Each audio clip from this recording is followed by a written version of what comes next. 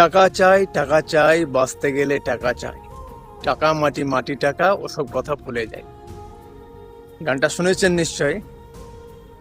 এই যে টাকা চাই, বাঁচতে গেলে টাকা চাই, টাকা মাটি, মাটি টাকা, ওসব কথা ভুলে যায়। আমি কথাটা কেন বললাম?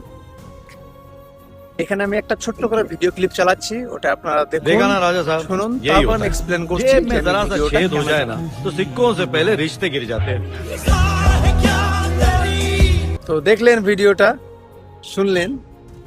এখানে যে কথাটা বলা হচ্ছে যে পকেটে মানুষের ছেদ বা ছিদ্র থাকলে টাকা পয়সা পড়ে যাওয়ার আগে সম্পর্ক পড়ে যায়। এটা একদম সঠিক কথা। কেন বর্তমান সময়ে আমাদের টাকার উপরেই সবকিছু। এই সম্পর্ক জিনিসগুলো আগে ডিপেন্ড করতো ভালোবাসা, স্নেহ, পারিবারিক বিভিন্ন রকম টান এইসবের উপরে। বর্তমান পরিস্থিতিটা এমনই যেখানে টাকা ছাড়া কেউ কাউকে চেনে না।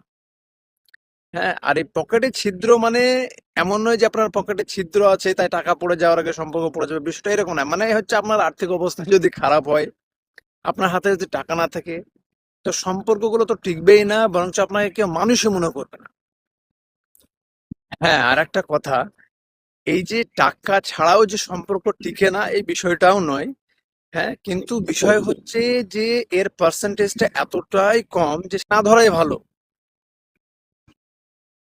আমি আমার বেশিরভাগ ভিডিওতেই যে কথাবার্তাগুলো বলবো সেগুলো একটা অ্যাভারেজ যে জিনিসগুলো বেশি সেইগুলোই নিয়ে বলবো।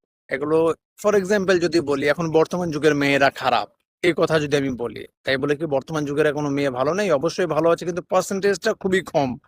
যার ফলে আমি যে খারাপ সেই জিনিসটা হয়তো বা বলবো। বিপরীতে যদি আমি কথা বলি যে একটা ছেলে হয়তো একজন সুন্দর মেয়েকে বিয়ে করবে বা বিয়ে করতে চায়, এটাই ঠিক। কিন্তু কি খারাপ মেয়ে দেখে কেউ বিয়ে করে না? করে, কিন্তু এরও পার্সেন্টেজটা এতটাই কম যে সেটাকে সেইভাবে আমি এরকে ধরছি না। তো এই কারণেই বললাম যে টাকা ছাড়া সম্পর্ক জিনিসগুলো মানুষেরা টেকে না।